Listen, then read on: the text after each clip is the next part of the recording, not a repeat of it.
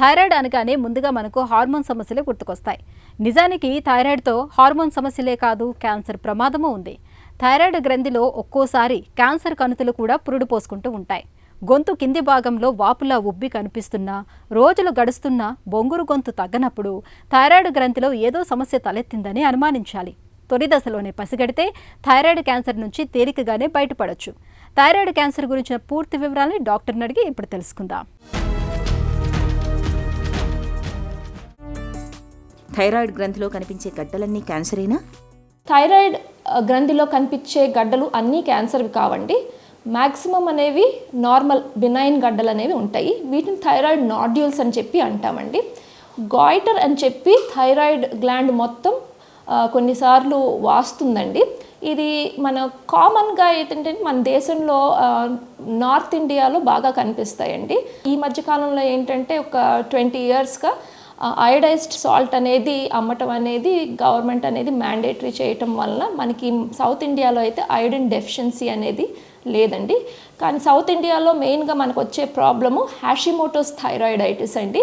అదేంటంటే అదొక auto immune condition. దానివల్ల కూడా థైరాయిడ్లో స్వెల్లింగ్ అనేది రావచ్చు. కొంతమంది ఇది అయోడిన్ అధికంగా తీసుకున్నప్పుడు రావచ్చు అన్నట్టు అంటారు, కానీ దాని మీద ఇంకా రీసెర్చ్ జరుగుతుందండి. థైరాయిడ్ క్యాన్సర్ ఎందుకు వస్తుంది? ముప్పు ఎవరికి ఎక్కువ? థైరాయిడ్ క్యాన్సర్ అనేది రేడియేషన్కి ఎక్స్పోజ్ అయినప్పుడు వచ్చే అవకాశం ఉంటుందండి. కొంతమందికి జన్యుపరమైన మార్పుల వల్ల రావచ్చు. కొంతమందికి ఆల్రెడీ సాధారణ గడ్డలు థైరాయిడ్లో ఉంటే కనుక అవి తర్వాత కాలంలో క్యాన్సర్గా మారటం అనేది జరుగుతుందండి. ఇట్లా కాకుండా యాదృచ్ఛికంగా కూడా థైరాయిడ్ క్యాన్సర్ అనేది రావచ్చండి. ఎక్కువ పాళ్ళు యాదృచ్ఛికంగా రావటమే జరుగుతుంది. థైరాయిడ్ క్యాన్సర్ లక్షణాలు ఎలా ఉంటాయి? థైరాయిడ్ క్యాన్సర్ వచ్చినప్పుడు అది గడ్డ రూపంలో రావచ్చండి. కొన్నిసార్లు ఏంటంటే ఈ గడ్డ మనకి కనిపించే రకంగా లేదా చేతికి తగిలే రకంగా ఉండకపోవచ్చు.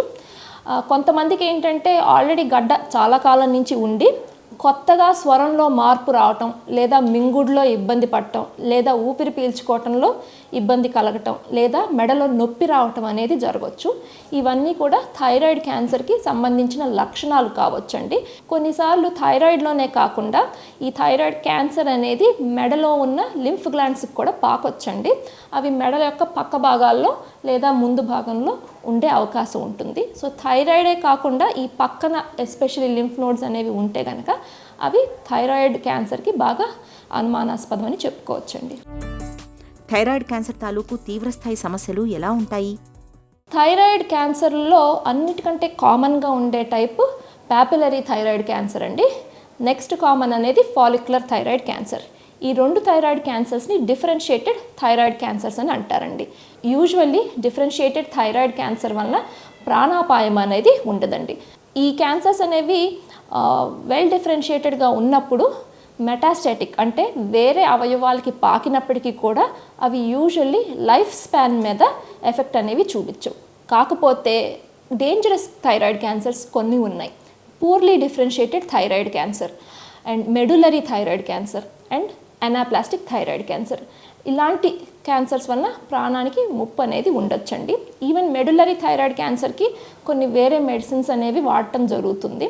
కాకపోతే వేరే ఆర్గన్స్కి స్ప్రెడ్ అయినప్పుడు లైఫ్ మీద రిస్క్ అనేది ఉంటుంది. థైరాయిడ్ క్యాన్సర్ విషయంలో ఎలాంటి పరీక్షలు చేస్తారు? థైరాయిడ్ క్యాన్సర్లో ఫస్ట్ స్టెప్ అనేది మనం అల్ట్రాసౌండ్ స్కాన్, సెకండ్ అనేది ఎఫ్ఎన్ఏసి అండి.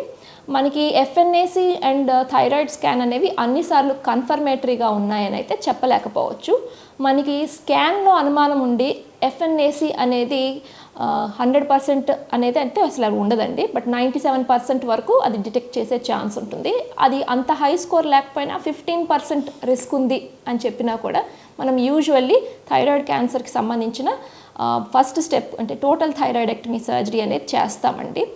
ఈ ఎస్పెషల్లీ రిస్క్ ఎక్కువ ఉంది అని అనుకున్నప్పుడు ఏంటంటే మనకి కన్ఫర్మేషన్ కోసమని సర్జరీ జరుగుతుండగా ఫ్రోజన్ సెక్షన్ బయాప్సీ అనేది చేసి చూడొచ్చండి క్యాన్సర్ కన్ఫర్మ్ చేయడానికి. ఆల్రెడీ లింఫ్ నోడ్స్లో పాకి ఉన్న క్యాన్సర్ అయితే కనుక మనం ముందే డిటెక్ట్ చేయడానికి కుదురుతుందండి. అలా అన్నప్పుడు ఏంటంటే మన సర్జరీని ముందే టోటల్ థైరాయిడెక్టమీ అవసరం ఉంటే central compartment neck dissection and అవసరం ఉంటే సెలెక్టివ్ నెక్ డిసెక్షన్ ఆర్ ఎంఆర్ఎండి ఇలాంటి ప్రొసీజర్స్ కూడా దాంతోపాటు చేస్తామండి డిపెండింగ్ ఆన్ ఎక్స్టెంట్. ఈ అల్ట్రాసౌండ్ ఎఫ్ఎన్ఏసి కాకుండా మన సిటీ స్కాన్ అనేది కూడా అప్పుడప్పుడు చేస్తూ ఉంటామండి. పెట్ స్కాన్ అనేది రెగ్యులర్గా మనం ప్యాపిలరీ థైరాయిడ్ క్యాన్సర్లో కానీ ఫాలిక్యులర్ థైరాయిడ్ క్యాన్సర్లో కానీ యూజువల్లీ చేయమండి. మెడులరీ థైరాయిడ్ క్యాన్సర్లో మాత్రం మనం డోటానాక్ ఆర్ డోటాటెక్ పెట్ స్కాన్ అనేది చేస్తూ ఉంటామండి. ఈ డిఫరెన్షియేటెడ్ థైరాయిడ్ క్యాన్సర్స్ అంటే ప్యాపిలరీ అండ్ ఫాలిక్యులర్ టైప్స్ వీటిల్లో ఏంటంటే ఆపరేషన్ అయిపోయిన తర్వాత మనం అయోడిన్ స్కాన్ లాంటిది చాలామందిలో చేస్తూ ఉంటామండి. మిగిలిపోయిన థైరాయిడ్ టిష్యూ ఎక్కడన్నా ఉంటే కనుక అదేంటంటే ఆ స్కాన్లో పికప్ అవుతుంది. అప్పుడు మనం ఏంటంటే ఎబ్లేషన్ థెరపీ అంటే high dose radio active iodine అనేది ఇస్తామండి. దాంతో మిగిలిన థైరాయిడ్ టిష్యూని అది కంప్లీట్గా డిస్ట్రాయ్ చేస్తుంది. దాంతో మనం ఏంటంటే పేషెంట్ని మానిటర్ చేసుకోవచ్చు. థైరాయిడ్ క్యాన్సర్కు చికిత్స ఎలా ఉంటుంది? కొత్తగా వచ్చిన చికిత్సలేంటి? Papillary thyroid cancer and follicular thyroid క్యాన్సర్లో అయితే కనుక మనం రేడియో యాక్టివ్ అయోడిన్ అబ్లేషన్ అనేది కొంతమందికి ఇవ్వాల్సిన అవసరం ఉంటుందండి. కానీ ఇది ఆఫ్టర్ సర్జరీ చేస్తూ ఉంటాము. అండ్ ఆఫ్టర్ సర్జరీ మనం బాడీలో థైరాయిడ్ క్యాన్సర్ అనేది కంప్లీట్గా పోయిందా లేదా లేకపోతే తిరిగి వచ్చిందా లేదా అనే దానికి మనం సంవత్సరానికి ఒకసారి థైరోగ్లోబులిన్ అండ్ యాంటీథైరోగ్లోబులిన్ యాంటీబాడీస్ అనేవి టెస్ట్ చేస్తూ ఉంటామండి. సర్జరీ తర్వాత ఈ థైరాయిడ్ హార్మోన్ అనేది అందరికీ స్టార్ట్ చేస్తామండి. ఫాలిక్యులర్ అండ్ ప్యాపిలరీ థైరాయిడ్ క్యాన్సర్స్కి ఏమో మనం సప్రెసివ్ డోస్ అంటే శరీరానికి అవసరమైన దానికంటే ఎక్కువ డోస్ ఆఫ్ హార్మోన్ ట్యాబ్లెట్ అనేది ఇస్తామండి.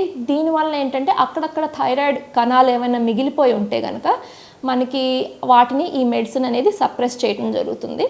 మెడులరీ థైరాయిడ్ క్యాన్సర్కి వచ్చేసరికి కొంతమందికి సర్జరీ తర్వాత మెడికేషన్ అనేది అవసరం పడుతుందండి. ఇవి టార్గెటెడ్ థెరపీ అన్నట్టు అంటాము.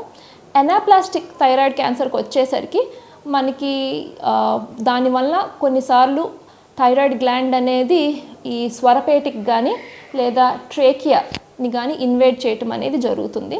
ఈ ఎనాప్లాస్టిక్ క్యాన్సర్ అనేది బాగా life threatening and fast growing అండి. వీటికి కూడా కొన్ని టార్గెటెడ్ థెరపీస్ ఉన్నాయి. కాకపోతే మనకి లైఫ్ స్పాన్ మీద రిస్క్ వచ్చేసరికి ఎనాప్లాస్టిక్ థైరాయిడ్ క్యాన్సర్లో బాగా ఎక్కువ ఉంటుందండి. అన్నిసార్లు ట్రీట్మెంట్ అనేది సక్సెస్ఫుల్గా ఉండకపోవచ్చు. థైరాయిడ్ గ్రంథిలో గడ్డలు కనిపిస్తున్నప్పుడు ఆలస్యం చేయకుండా క్యాన్సర్ నిర్ధారణ పరీక్షలు చేయించుకోవాలి. క్యాన్సర్ గడ్డలని తేలినప్పుడు వెంటనే చికిత్స మొదలు పెట్టాలి. తొలి దశలోనే పసిగడితే థైరాయిడ్ క్యాన్సర్ నుంచి తేలికగానే బయటపడొచ్చు.